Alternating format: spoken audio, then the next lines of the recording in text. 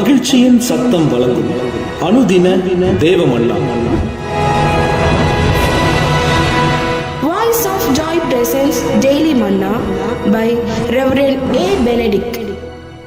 Praise the Lord. God loves you so much. இன்றைய தேவ மன்னாவாக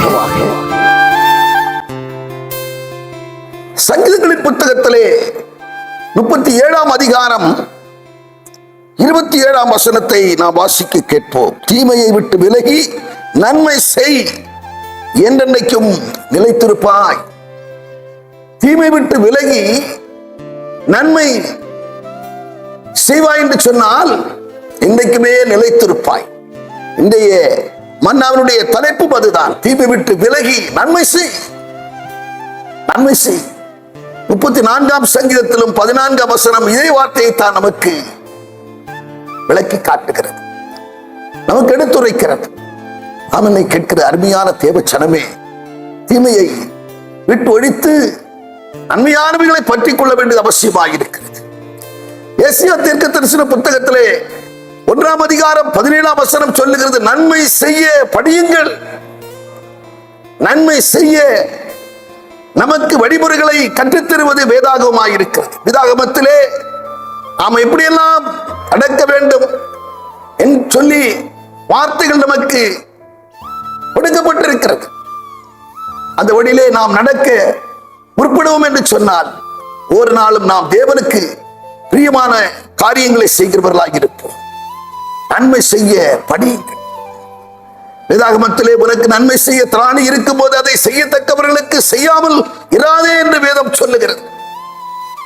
எனவே நன்மை செய்ய நாம் அறிந்திருந்தும் நன்மை செய்ய நமக்கு திராணி இருக்கும் செய்யத்தக்கவர்களுக்கு, குறிப்பாக நம்மோடு நம்முடைய ஆலயத்திலே கூட இருக்கிற விசுவாச குடும்பத்தினருக்கு இதாகிலும் ஒரு காரியம் என்று சொன்னால், இதாகிலும் ஒரு குறைவு என்று சொன்னால் அவர்களுக்கு உதவி செய்கிறதிலே முன்வந்து நாம் நிற்க வேண்டியது நமக்கு அவசியமாக இருக்கிறது.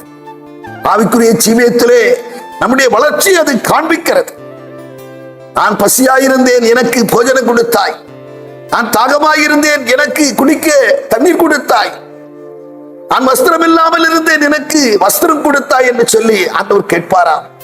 ஆண்டவரே, நாங்கள் எப்பொழுது உமக்கு நாங்கள் உணவு கொடுத்தோம், எப்பொழுது நாங்கள் உமக்கு தண்ணீர் கொடுத்தோம், எப்பொழுது நாங்கள் உமக்கு வஸ்திரம் கொடுத்தோம் என்று சொல்லி அவர்கள் கேட்கும் போது ஆண்டவர் சொல்லுவாராம், இந்த சிறியரிலே ஒருவனுக்கு நீங்கள் எதை செய்தீர்களோ அதை எனக்கே செய்தீர்கள் என்று சொல்லி ஆண்டவர் சொல்லுவாராம்.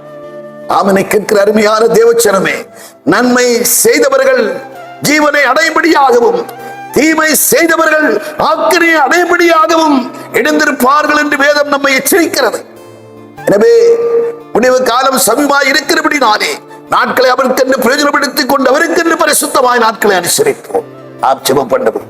பரலோக பிதாவே, நாங்கள் துதிக்கிறோம், ஸ்தோத்தரிக்கிறோம். ஆண்டவரே, தீமை விட்டு விலகி நன்மை செய்கிற வார்த்தை கொண்டு எங்களுக்கு நீர் போதித்ததற்காக நன்றி செலுத்துகிறோம். அப்பா, நன்மை செய்ய வேண்டியவர்களுக்கு நாங்கள் நன்மை செய்து அதன் நிமித்தமாக உமக்கு பிரியமுள்ளவர்களாய் நாங்கள் என்று காணப்பட எங்களுக்கு உதவி செய்ய வேண்டும் என்று ஜெபிக்கிறோம். பொறுப்படுத்திக் கொண்டு வழி நடக்கும் இயேசு கிறிஸ்து மூலம் ஜெபிக்கிறோம் நல்ல பிதாவே, ஆமென்.